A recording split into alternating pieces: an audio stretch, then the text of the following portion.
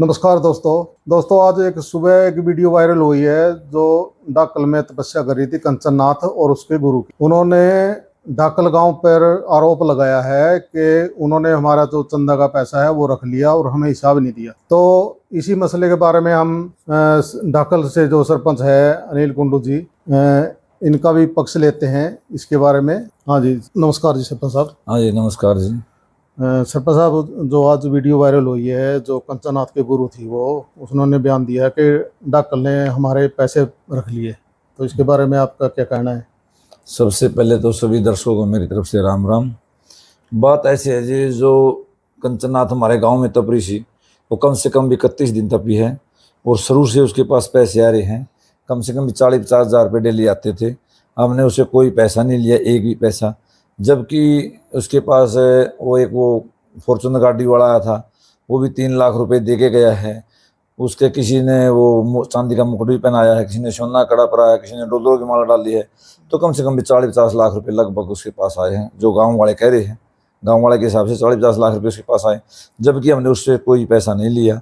और गांव ने कहा कि गांव जो भंडारा है वो गांव की तरफ से किया जाएगा। गांव में हमने चंदा इकट्ठा किया। जो गांव का गरीब से गरीब आदमी था उसने भी 10 रुपये भंडारे के अंदर दान दिए।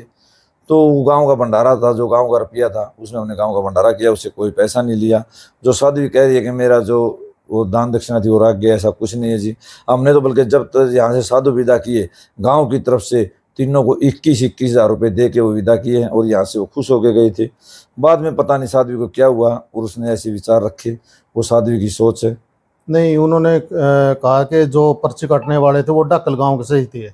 हाँ जी, जो पर्ची काटने वाले थे वो डाकल गांव से थे, जायज है।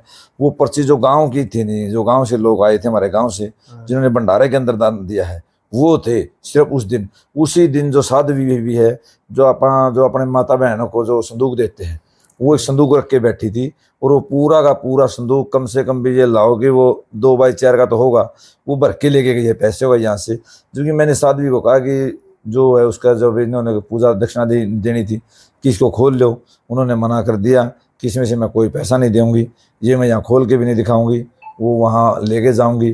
भंडारे के दिन भी साध्वी के पास 5 लाख आए, 10 लाख आए या 20 लाख आए, हमारे को कुछ नहीं पता, कि उसने जो था संदूक वो खोल के हमारे को दिखाया नहीं। नहीं, वो कह रही है कि 6,000 साधु आए थे, उनको दक्षिणा में बांट दिए जो पैसे मिले थे मुझे। पहली बात तो जी 6,000 साधु नहीं आए। आपको भी पता है कि 6,000 साधु कभी आ सकते हैं। साधु आए होंगे ज़्यादा से ज़्यादा 2,000, मेरे आइडिया जो 2,000 का साधुआ का है। लेकिन उन साधुओं में पैसे बहुत ही कम बांटते हैं, वो मेरे हाथों से बांटते हैं।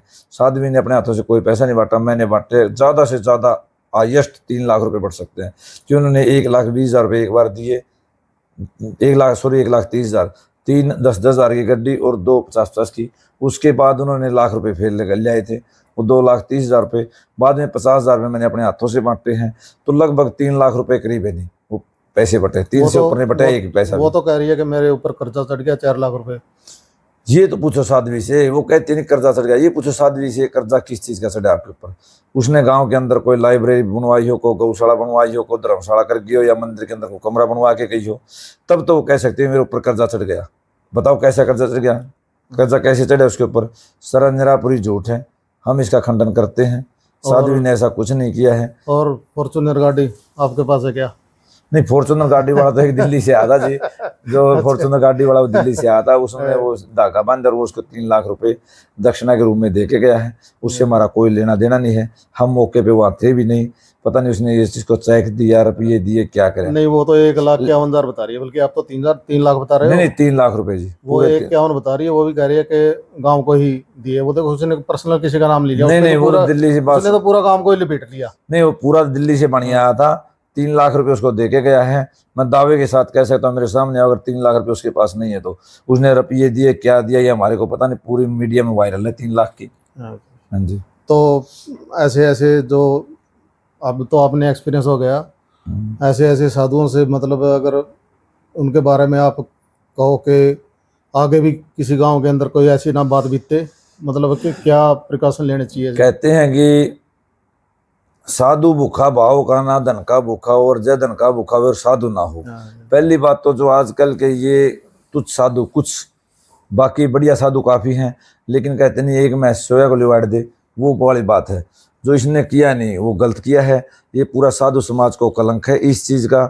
ऐसे ऐसे साधुओं को है नहीं, साधुओं ने भी इसका विरोध करना चाहिए। और अगर आज हमारे गांव डाकल ने इसका पूरा मान सम्मान किया, 31 दिन इसने तपस्या की, ये हमारे गांव को सराहती रही।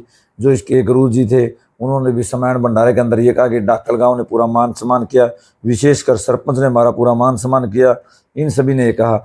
एक ये अपने गुरु की बात को ही जुठला रही है। इसका गुरु जो कह रहा है कि हमारा गांव डाकल के अंदर पूरा मान सम्मान हुआ है, और ये कह रही है कि गांव डाकल हमारे पैसे खा गया।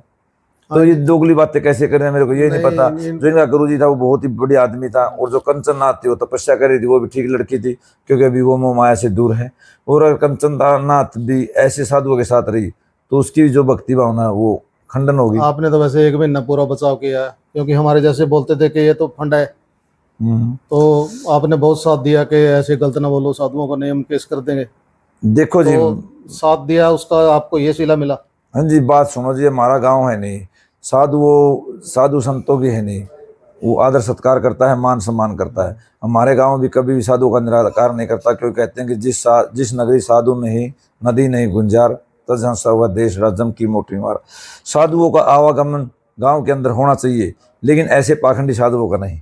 मैं इसको का विरोध करता हूं, क्योंकि हमने लगा कि अच्छी साधु होगी। देखो वही बात है, किसी भी चीज को बरतने के बाद पता चलता है। वो सिर्फ वाली बात नहीं है कि पहले इस्तेमाल करो फिर विश्वास करो, लेकिन हमने पहले ही विश्वास कर लिया इस्तेमाल करने से पहले।